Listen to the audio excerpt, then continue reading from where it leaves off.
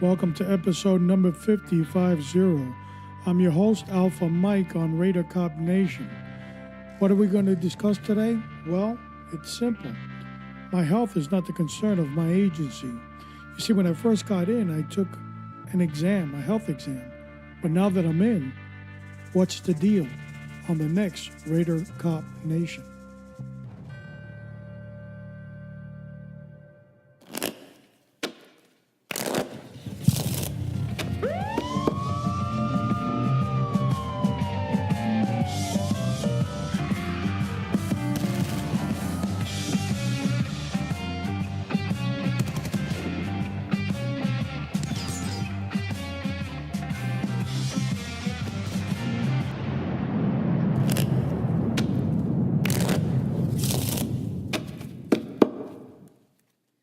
Episode 5050, getting closer to number 52. That would be our anniversary. Of course, that was on L Police Radio. Now we are Raider Cop Nation. And our next episode after this is going to be very interesting because it will be the induction of the panel. But our show today, my health is not the concern of my agency. We're going to talk about that medical exam that you have prior, and then once you get sworn in, a couple years maybe, depending on your agency policy, it could be 1, 2, 4 years after that initial. What are they looking for? What do they really care about? What is their concern for my well-being? And how long am I going to be having these medical exams? And if something happens to me, what happens next? So we're going to look at that and some other things. Now we're going to concentrate on Raider Cop Nation. That's what the new deal is. L Police Radio is no more. And on our next program, or next episode, we will be having the introduction of the panel. So later on down the show, we're going to talk more about that. And from our next show on, our co-host, Mike Sierra, will be back. So we got a lot in store from this point on. No pressure, of course. And it's going to be fun, enjoyable, and it's going to be a reality check for many other individuals that are not used to hearing somewhat the truth. We'll just say that. We are picking up a couple of news articles today, specifically two. We're going to be getting away from the news articles. We might talk about a news article. The new format now is going to be, as we come on, myself and Mike Sierra chit-chatting, either whatever's going on in our worlds, our lives, or whatever the news story is of the day. And then we'll go ahead and go into the meat and potatoes of the episode and bring in the panel guest for that show and attack that episode head on from that point on. So in the meantime, while we're waiting for that, this is the last show. We'll probably do the music and the bugler and all that on the news article. But it was fun when it lasted. One of the reasons I picked up a lot of the news articles was not only to talk about them or read the story, but I also wanted to elaborate on that story. It was always brought good information and a good conversation to what occurred. Now, where can you find us now? RaiderCopNation.com. Raider, R-A-I-D-E-R, Cop, C-O-P, Nation, N-A-T-I-O-N.com. And you will find us there. It's the same page that was there before. Now, let's head off to the news.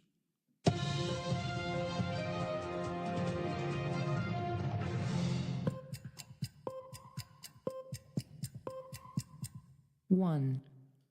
Our first article takes us to New York City, where there was a little lover spat, or we don't know what it was, but a sergeant in the NYPD was charged, or is pending charges. NYPD cops suspected of shooting a Brooklyn man in the face has a 10-year-old son with the woman over whom they were apparently quarreling and is likely to be busted, law enforcement said Friday. The unidentified woman, who also has other kids, has a past arrest for prostitution, sources said. Sergeant Richard Blake, 40, was stripped of his badge and gun following the attack on ex-con Tavona Santana, 21, who was hit in the chin and is expected to recover. Sources have said Blake claims he fired 2 shots when Santana tried to rob him around 5 a.m. Thursday on Livonia Avenue near New Jersey Avenue in East New York, Brooklyn. Now, if you don't know the neighborhood, that is not a good neighborhood, folks. So, another case in point here is the hiring practices, especially of the NYPD. And I'm not commenting so much on this specific case, but we've seen more and more arrests, more and more hanging out in certain neighborhoods that are not the best, and these acting out in public type of things. Starting to wonder how their hiring practices are adding and abetting to some of these arrests that are happening in the NYPD. It's hard to find good applicants, but you're not that desperate that you got to get the wrong one. Now, this article alluded to that there's something in the officer's file. We'll leave it at that. We'll post it on Radar Cop Nation, the show notes. You can read it on your own. Now, let's jump to story number 2. The second story is a sad story because it involves somebody I went to high school with, and I recently found out that he was the chief of police of Baltimore, and I was happy. I was really, really happy for him. He was a star basketball player in my old school, Marty Christie, and later it changed its name to St. John's. And him and his brother, they were twins. They lived in Jamaica, Queens. And Darrell, after he graduated, he went to Maryland to go to college. And after receiving his degree there, he applied for the Baltimore Police Department, was accepted, and went up the ranks. But as troubling as it is, we all make mistakes, and he made a big one. Baltimore Police Commissioner Sousa resigns, aimed federal tax charges. Baltimore Police Commissioner Darrell Sousa resigned Tuesday, aimed at growing federal investigation into his personal finance and other private and professional affairs, prompting Mayor Catherine Pug to announce a national search for his replacement just days after she expressed continued confidence in him. De Sousa's departure after 30 years in the department and less than 4 months at its helm comes aimed at revelations that the federal prosecutor who charged him last week with failing to file federal tax returns are probing deeper into his past. They have issued subpoenas to the city, financial, and police departments for a decade worth of information about his pay, his travel, secondary jobs, tax, and internal affairs file, among other things. This also could not be reached for comment Tuesday, and one of his attorneys in the tax case declined to comment on his behalf. The mayor said Tuesday that she has accepted De Sousa's resignation, appointing the Deputy Commissioner Gary Tuggle as interim commissioner.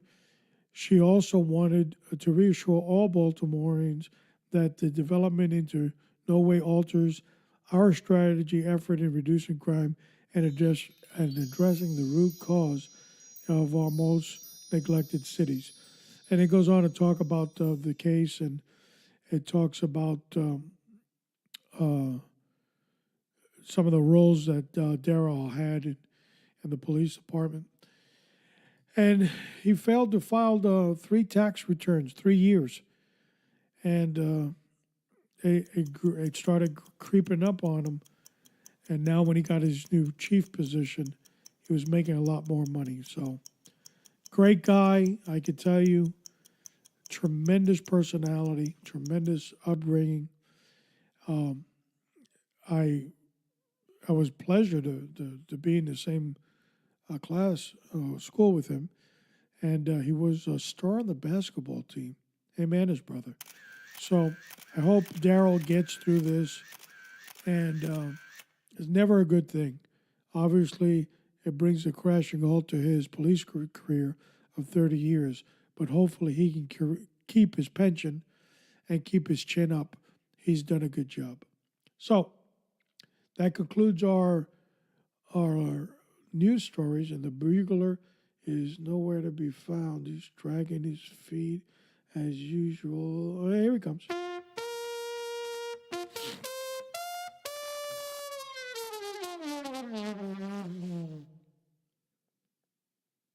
My health is no concern to my agency, episode number 50.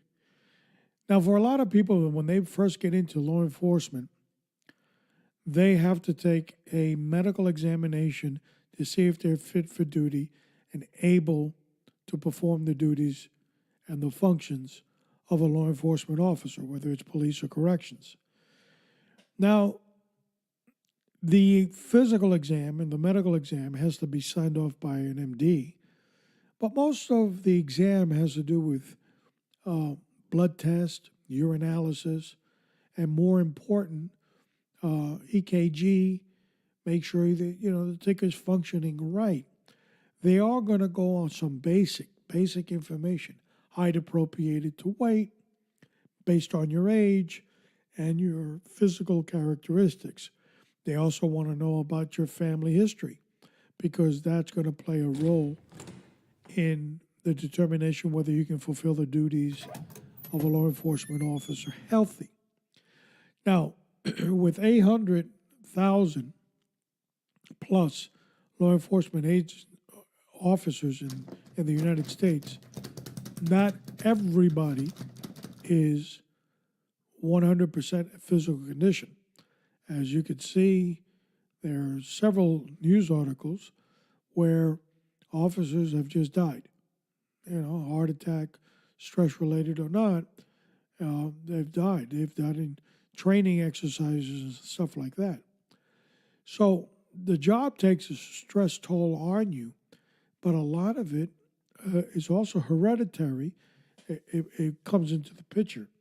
So a medical exam, your doctor wants to have a picture. They're going to make a recommendation to the agency whether you would be able to perform the physical task of a law enforcement officer for the next 20, 25, 30 years, whatever length of service. Well, you can't predict the future, but you can give a good stamp of approval. He won't die tomorrow. And off you go to the academy. You go through the academy, and also part of your initial medical history is, can you endure the academy, the running and the physical aspect as well? I want people to die in training. So once you've completed all that, you get your badge, you're sworn, off you go into the field. Shortly after that, you're going to receive through your human resource department a notice that you have to go to a mandatory medical examination. Now, for some agencies, it could be a yearly one. For some others, every 2 years, every 4 years. Each agency, depending on size and, of course, the budget, will kind of push officers into the direction of their first actual medical checkup as a law enforcement officer. So they're going to give you an array of tests. Blood's going to be drawn. Urinalysis is going to be done. They're going to ask you questions on a questionnaire, bring in the medications that you are in, and so forth and so forth and so forth. But one of the important issues is there's a huge cost to these medical examinations. So the question is, why do law enforcement agencies even bother?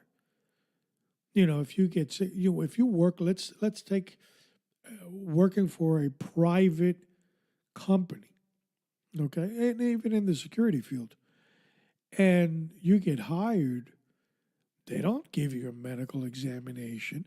They don't really want anything to do with your medical history. That's kind of like your own personal world.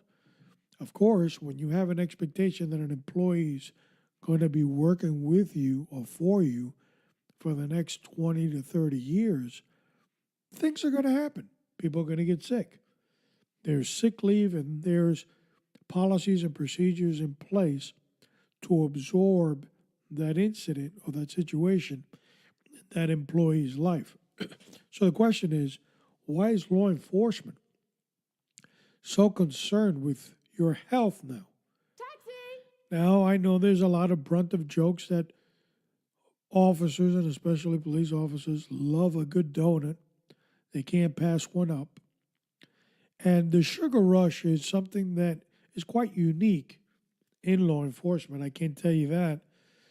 The addiction to coffee it's up there. It's up there. I remember when I started, a very young man, I was probably 25. If I drank a cup of coffee, it was maybe once a year. I didn't have that aspiration or that desire for coffee, especially at that age.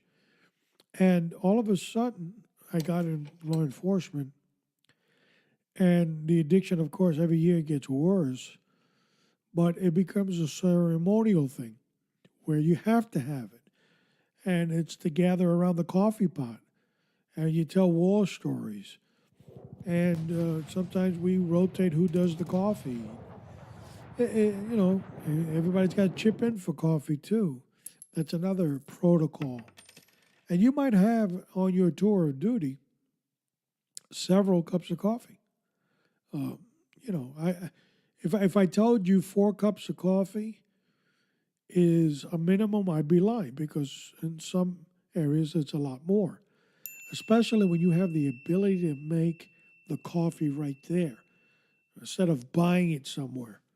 If you have to buy it, well, you might buy 2 cups of coffee during your tour of duty. It also depends what shift you're on, okay? Are you drinking coffee and so forth?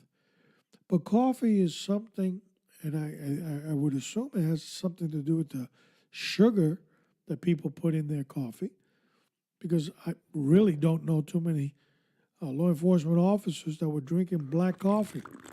They were drinking it, of course, with creamer and everything else. And it made them go through their day. So donuts is nowhere far behind either. And they love a good sugar rush. And it's been the brunt of jokes in the industry for many, many years. But now, with that type of diet, and if I'm in a patrol car, if I'm not as mobile as I once was, maybe when I was a civilian, I start to gain weight. And that's when you start to feel the polyester pressure. What's the polyester pressure? Well, let's just say when you first graduate, you throw on your new uniform slacks. They kind of dance on you. You look in the mirror, you go, oh, okay, what are you going to do? I wouldn't buy these slacks to go out with, but part of the uniform. And as time goes on, the polyester pressure is felt. And all of a sudden, those seams, boy, they're hanging off for dear life. And after a while, you get to a point in your career that if you drop something, you might not want to pick it up. I know I have a great joke. It's not a joke, it was actually a true story that happened. We're firearms instructors over in Miami-Dade. And a chief, it was command staff qualification day, and a chief was exiting her vehicle. She's a big lady, and she was carrying her duty belt and key keepers and belt keepers and so forth. And she happened to drop one. So one of the instructors was happy to see her, and he runs over and he throws his arms out. Sue, Sue, Sue. He wants to give her a big hug and kiss. And she throws out her arms and she goes, nah, just pick up the freaking key keeper. And then he goes, yeah, I'll pick it up later. Yeah, pick it up now. I'll pick it up later. I'll pick it up now. Stuff. Okay, so he got his little hug and kiss in. And then she goes, now pick up the freaking key keeper. And he goes, oh, okay, what, you can't pick it up yourself? She goes, no, I ripped my pants. Hey. If you knew who she was, you'd laugh. But anyway, and that was reality. A lot of us put on weight as the time goes on. So would it be that my agency is concerned about my well-being health-wise, that they would be picking up on some of these traits like increased weight, or possibly heading to be a diabetic, or ding, ding, you've actually hit the diabetic coma?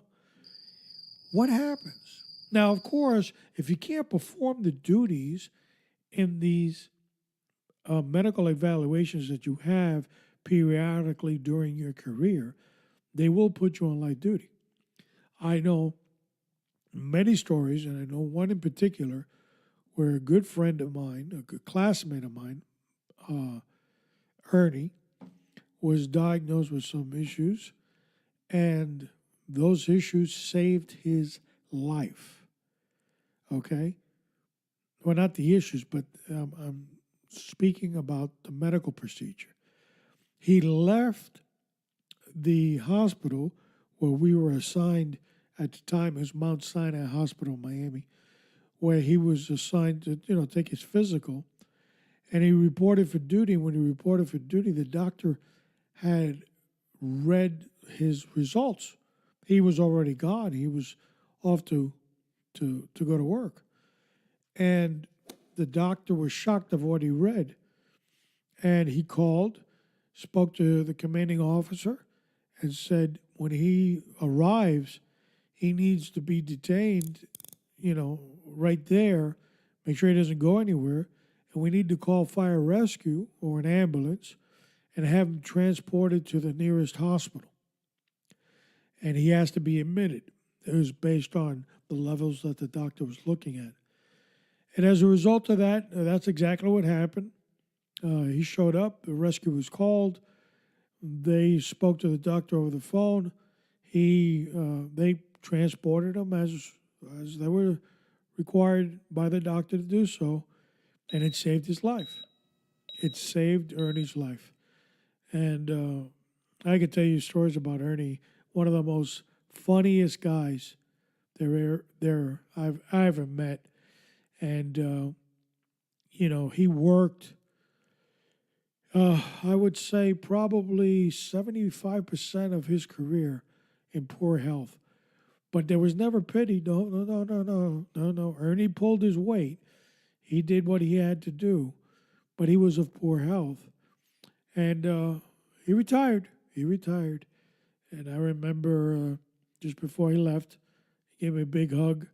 Said, I don't know if I'll ever see you again. I go, well, what do you mean? Where the hell are you going? He goes, well, I'm moving to Tennessee. I go, well, I guess I'll see you, I get a Facebook page. I can see pictures of you and see you there. He goes, no, that's not what I'm talking about. So the big picture came in. Ernie wasn't talking about seeing you on Facebook. He was saying seeing you personally, because of his health. But he's still around. He's still kicking. He's still alive. Thank God. Great guy. It really is. Funny stories I could tell about him. But the medical procedure saved his life.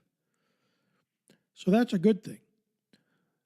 Now, I believe what happened in that situation was the doctor saved his life, not necessarily the procedure or the agency. You see, I think that the real purpose that there's such investment in your health from law enforcement agencies is to make sure if you're not on any substances.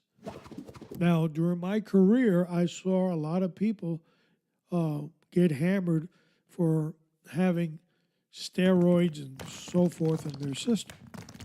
Now, I know that's been a big conversation and criticism in the past in law enforcement. They don't test for that.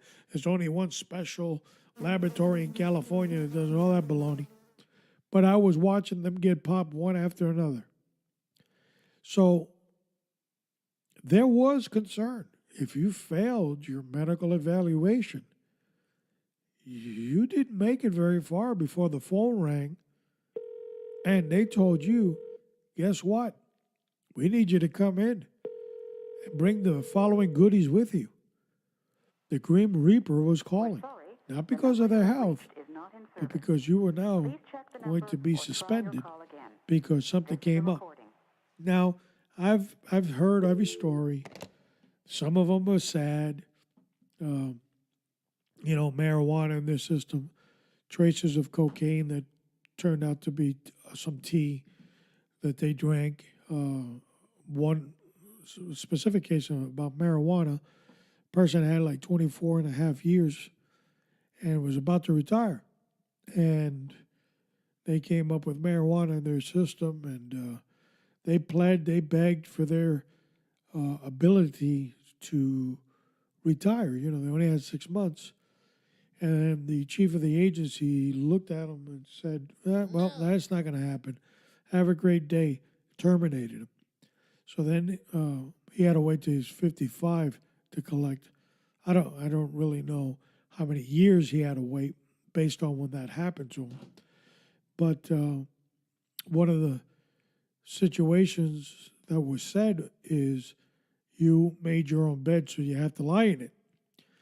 And there were so many other cases with steroid users, and it was horrible. So I got to the point that when you got your notice, you usually got a notice, to be fair, maybe 4 weeks in advance, 5-6 weeks in advance if they really like you. If they hated your guts, you find out the day before. But once you got the heads up that your physical was coming from your command, then you guarded your food and everything you drank, and you never left it unattended. And if you did leave it unattended, you look around at everybody, you take it and you toss it. You wouldn't drink it. That's how paranoid in law enforcement people can be. Oh, no, I'm putting nothing in my drink because so-and-so has a problem with me. Next thing you know, I'm gone. So the primary reason agencies want you to have a physical, because it was a good way around saying, can you take a drug test for me every 2, 3, 4 years just to make sure you're clean, So it's a way to get around that. So agencies now do a full spectrum of a physical, because you can't just say, okay, we're going to draw urine. Listen to me. We're going to pee in a cup, and we're going to see if you're a drug addict or not. Doesn't sound good, because there's other factors that they have to look at too. Hypertension now has become huge in law enforcement, and a lot of the lawsuits as a result to it.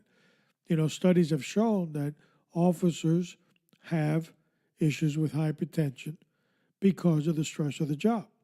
So agencies are kind of like on the hook for that, but plus some other things too.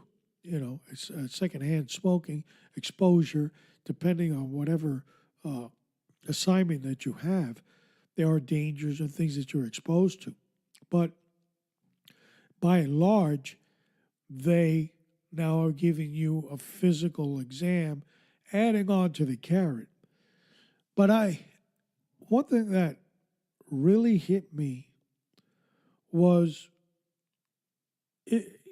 recently I was going on Facebook, and I noticed on my account, I can't remember what the exact number was, but 1,700 friends on Facebook. I don't really know all these people, but I started saying, you know what, I'm gonna purge this a little bit. And I started going, scrolling through all these friends as much as I could bear because it goes on forever. And I started seeing all the people that are dead. Yeah, their profile's still there. Their happy pictures there. First there was one, then two, then three, then four. Man, I'm telling you, I got to at least 20. It was scary. It really was. And their happy pictures are still there. They're a monument. But then it occurred to me, hey, these people did what I did. These people were right next to me. These people were going to the same hospital for their physical examination. Did these medical exams that they were doing, did they pick anything up?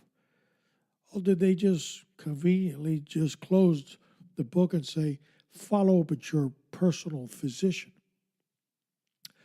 I later learned that that's mostly what they were doing. One case in particular, a lieutenant, he had issues with his blood count. And he was concerned, well, of course, like anybody else would. And I kind of threw a suggestion and said, if you can look at your medical files, you still got your copies. Now, one of the habits that I had back from the time I first got hired was every time I finished my medical checkup, which was in two parts with the agency I was with. First part was the drawing of blood, urinalysis, and so forth, EKGs. And then the second part could have dealt with your eyesight, your hearing, that kind of thing. And you would have the follow-up visit with the doctor, which, didn't last long, maybe 5 minutes, and you were gone. As you exited in that second one, they would say, would you like a copy of the results? And I was a big guy on documentation, so yeah. A lot of people would run out of there because they had other things to go do. But it occurred to me to keep them. And I would keep them, and I would compare them from one year to the next. Sometimes I would share them with my physician at the time. I go, look, I took this physical, and here are my results. Hey, look at it, and kind of, I get scolded at for one or two things on the form, and that was it. So I brought that suggestion to this lieutenant. I told him, do you keep your copies? He goes, yeah, well, I got some, but I'm sure I can see them all. So he looked into how to go about that. He found out that the main county building keeps records on all employees. So he went down there, he accessed his own personal records and had copies. And it came out in his situation that his blood counts were low from the first time he applied to get into the agency. So he goes on, at the time, he's got to have like 27 years in the agency. He's got 27 years of records that his blood counts are going lower and lower, but not a word is said until this situation happens to him and it's picked up by his personal physician. And then, thank God, he got out of that situation and it was corrected. But he headed towards 30 years. He finally retired. He would have went 30 years and the agency was, the government that hired him was looking at this thing. That would have been concerning if you were at your personal physician's office and not a word was said. Nothing. Looks good. Okay, next case. So the question was, and my good buddy Jake, remember we had the show with Jake on number 48, episode 48. He used to say the only thing they care about is dropping urine and to see if you're good or bad. Now he had this joke, always the freaking joker that he was. Now I'm going to paint a picture how you took your urinalysis exam. You walked in and they made you strip and put on a hospital gown. You had to strip everything, okay? Underwear, socks, the whole 9 yards. Just like you came into the world, you throw on the hospital gown. You kind of wave at the nurse, you're ready, and then they come in and give you the little jar, take you to the restroom, and read you the riot act. You can't do this, you can't do that, you can't come out. So you go in, you take the urinalysis, you put it in the jar, you close the jar, and then you bring it back outside to the nurse. So my buddy Jake, what he would do is he would do the urinalysis and everything in the jar, but he said, I run my hands and I run the top of the jar under the sink, and it's all wet. Then I go and I run into the nurse. I go, here you go, sweetheart. And he throw it on the counter, and it's all wet. And they didn't know if it was urine, if it was... He was nasty like that. I told you had to know him. You had to know him. He did that for years.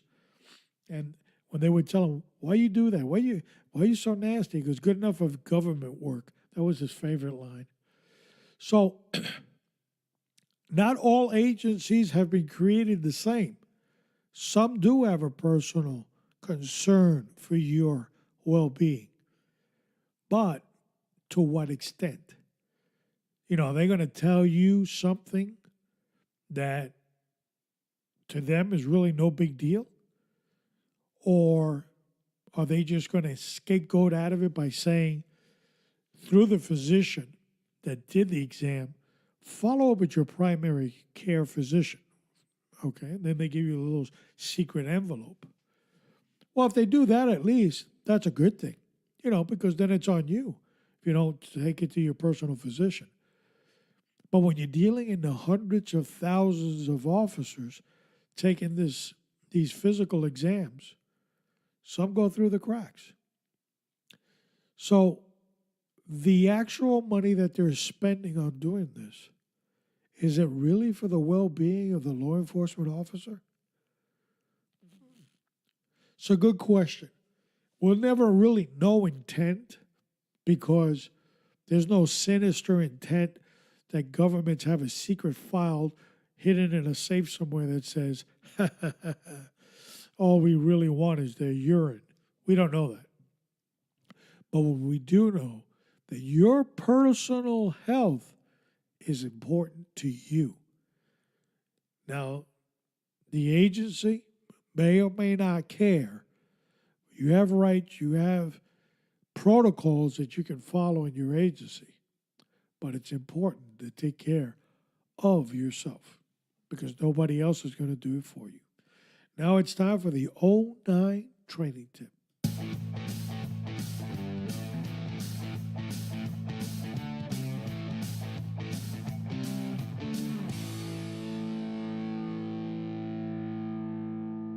I want to take the opportunity to share with you a story when I was a training officer and I had specific duties. I was a subject matter expert in certain areas for my agency, but I also had specific duties, and I was the training officer for the specialized section in my agency as well. And during that time, you had a team. That's the way it was developed when I was there. And you might have 3 or 4 officers or instructor officers on your team, and you guys would handle a specific division or section, and we were tasked with the special operations section. And as we started doing numbers are, you go to the computer system and you kind of punch in what type of training people have. And I started to notice in the special operations section that we were tasked with giving a lot of protocol type training that the agency wanted us to go out in the field and give. And one example I'll kind of throw at you is CPR. They wanted you to actually, take it to them wherever they were at, the CPR protocol. And there were other protocols and other things that we did, but that was one of them. And, you'd run them in the computer. So, being a part of this training team that were charged with special operations, we would break down the special operations into sections. So you had to have one special operation, a folder for them, and a folder for another special operations. But I started to notice there was one specific special operations section that the officers, the majority of them, had a lot of seniority under their belt based on where they were working.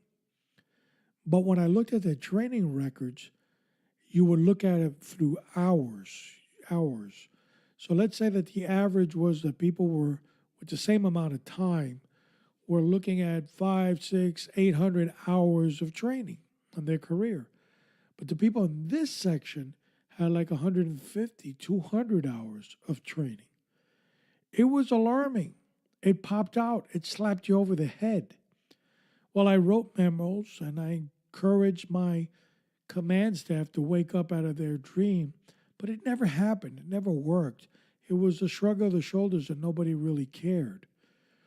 But I saw the liability in it, that you had so many people with so much time, with so little training, compared to other people with a whole lot less time working in operations and had a whole lot more training. It was two departments in one, and I could clearly see it on paper. Here's where I'm getting at. You're responsible for your own training as well. Don't only rely on the agency in giving you training. Yeah, they'll give you the minimum that they have to legally, by law, they will send you. But it doesn't stop you from putting in for it. I used to encourage all the people that I mentored, put in for it. And when they deny it, wait 1 year and put in for it again, and do it as many times as you want or you can, until one day they'll get tired of you and they go, can you send them? It might take you 10 years, but you're going. But it's up to you. If you give up the fight, then you lose the fight. So I encourage you, look into your training and go full force. Get those training hours up. Take training in everything. Everything that corresponds to your assignment. Become educated in that craft, that nobody can deny you that. Now it's time for the conversation.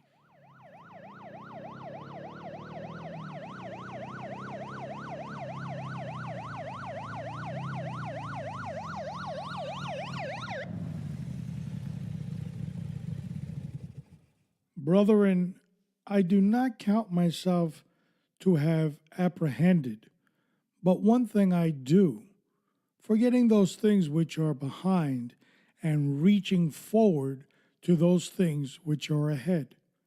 I press towards the goal for the prize of the upward calling of God in Christ Jesus. Scripture basically tells us, forget the past. Don't sit there and whine and whine and whine. In fact, Scripture even tells us, do everything without complaining. But there's many complainers. Boy, before you even tell them what to do, they're already whining. No, you should do things quietly, non-complaining, forgetting the past, forgetting what happened, how you think injustice has prevailed over you. Don't worry about those things and focus, grabbing forthfully what's in front of you, marching forward towards the future. Of course, God's talking spiritually. We all make mistakes. We've all made tremendous mistakes, but God is faithful to forgive. Some of us have placed our lives with Jesus, and we've been forgiven of our sins. But we are all sinners, and we continue to sin every day. So every day we ask for forgiveness. But when you have that relationship with God, He sends His Holy Spirit to continue guiding you, scolding you when He needs to, and placing you in the direction that you need to go, forward, not backwards.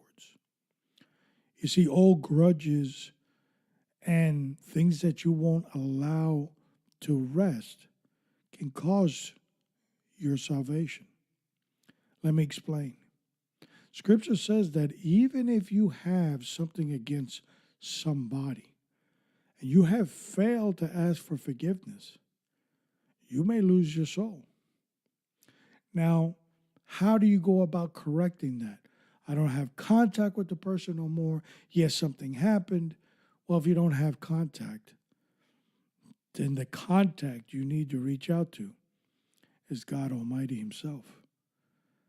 And ask for forgiveness of whatever situation you think is burdening you down.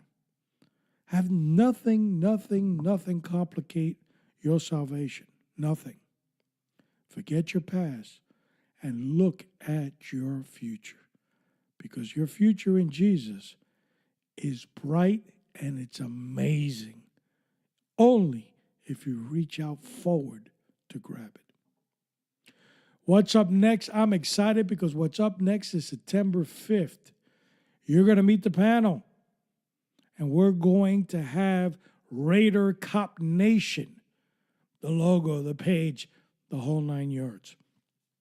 We've got our new introduction intro, as you heard it. It's very short. It's not as long as it was before.